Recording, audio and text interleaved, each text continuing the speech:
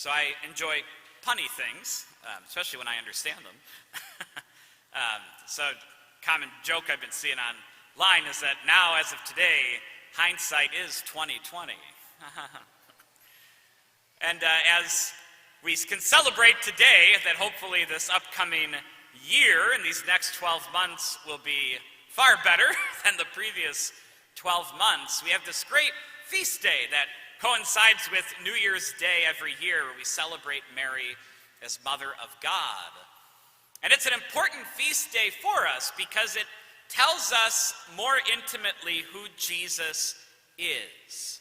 That he is God, and he's also human.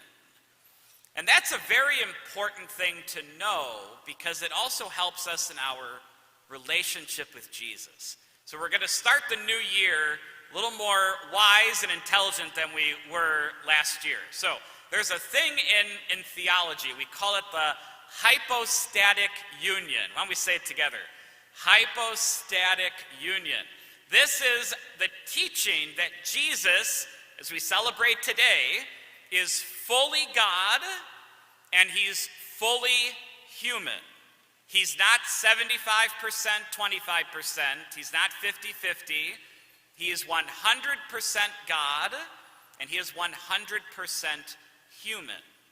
That's very important, and it took the church about 300 or so years to proclaim that truth about Jesus, and even to proclaim today's title for our Blessed Mother, that she is the Theotokos, the God-bearer, the Mother of God.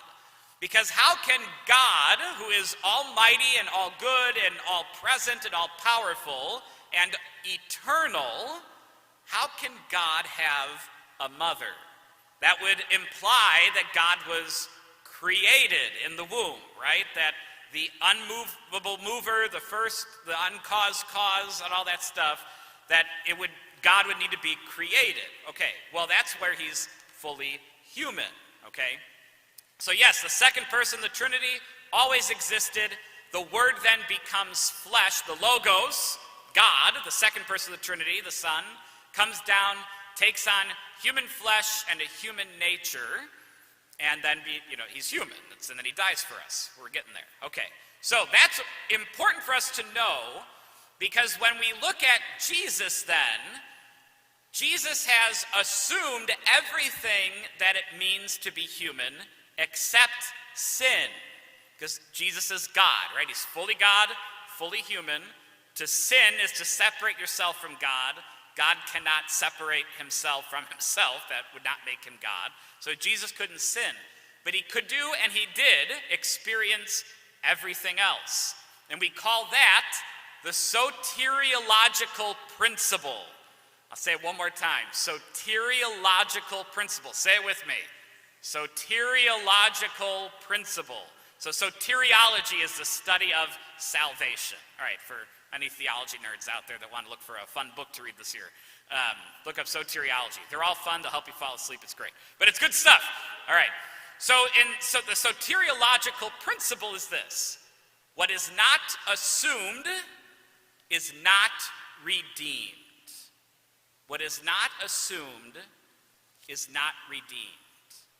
The whole point of God becoming human was to assume everything in humanity so that it could be redeemed on the cross, leading then to his triumphant resurrection.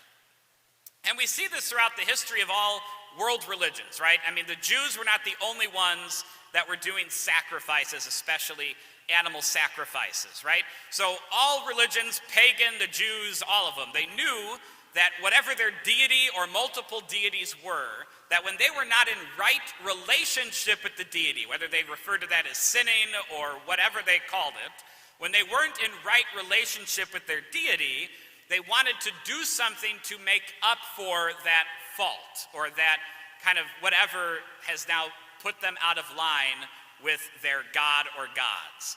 And so sacrifice became a thing, because what do you do when you've upset somebody? You give them a gift as part of your apology, right? You screw up and you give them flowers or chocolates, or you take them out to a nice dinner, things that we do today to show somebody that we're sorry for them, for whatever we did to them. Well, the same thing with God, right? And so they knew, okay, well, back then, what was a valuable commodity that you could give someone that you've wronged? Well, I'll give them an animal, right? It's something that they can eat. They can use the animal to plow their fields. And so if we've upset our God, well, then we have to give God an animal. Well, how does God, who's up in the heavens or far away, how do they get the animal? Well, we'd have to kill the animal, so then the animal's soul can then go to God, right? And so that's where the idea of animal sacrifice comes from. What's a valuable good that we could give the deity to show that we're sorry? Okay, we see this in Genesis, Cain and Abel. That's their initial fight, is who's giving the better sacrifice to God. Okay, now some cultures and religions had the right idea, but they didn't understand God and who God is. So what's the greatest creation that God has made? Humanity, right? We're God's greatest creation. Across all the deities that are out there, humans are the best, because society, right? Okay, so they had the right idea again, but they didn't know that God is love. God would never want his own creation to kill his own creation, right? So some cultures saw human sacrifice as like the best way to atone to their deity. But again, God is, yes, he's all powerful, he's all present, he's all knowing, he's also omnibenevolent, he's all good. God is love.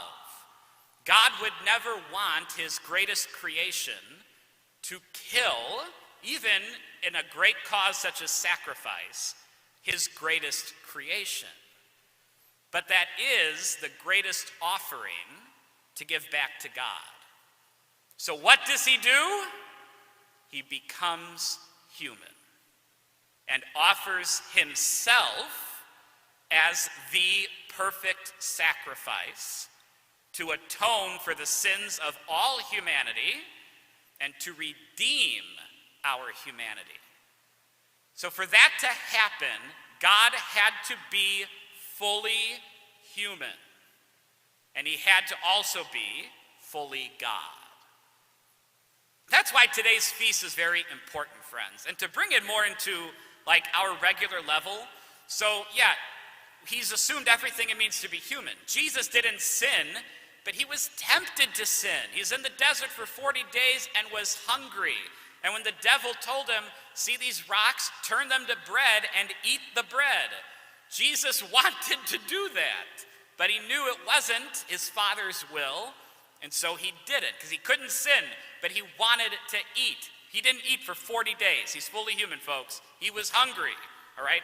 I'm hungry now. I haven't had breakfast yet. I'm not going 40 days without eating. It wouldn't kill me, though. But anyway, so like Jesus felt these temptations.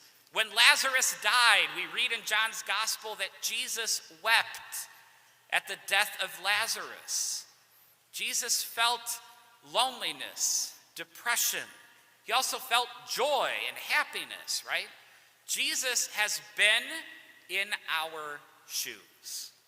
So whatever it is that we're feeling after the unique year that we just finished, wherever we're at, God is there with us. And he had to be there with us, because what is not assumed is not redeemed. Jesus was fully human. He knew what it's like. He knows, not knew, he's alive and well up in heaven, right? He's assumed in heaven. He knows exactly what we're feeling and wherever we're at in our state in life, right? And to go to Jesus and to relate those feelings to him, and knowing that I'm not isolated and alone, or like God could never understand where I'm coming from. It's horse hockey. That's playing from the devil, because he doesn't want you to know how intimately God knows each of us, and that he's walked our walk, talked our talk. He died our death. He wants to be so close to us, and he is, but he wants us to be aware of how close he is to us, so that we never feel isolated, we never feel alone, that we never feel unlovable, unwanted, that we feel so different that nobody, even God, can understand where I'm coming from. Not true, friends, not true. God assumed everything it means to be human so that we can go to him, so that we can relate it to him, so that we can know we're not alone on our particular journey through this life. So on this feast day, Mary's awesome. Go to Mary. But don't be afraid to go to Jesus. He knows what you're in, whatever it is. He knows it. He's there with you. And he wants to help you get out of it, for it to be redeemed, and ultimately for you to come back to him, especially in the Eucharist.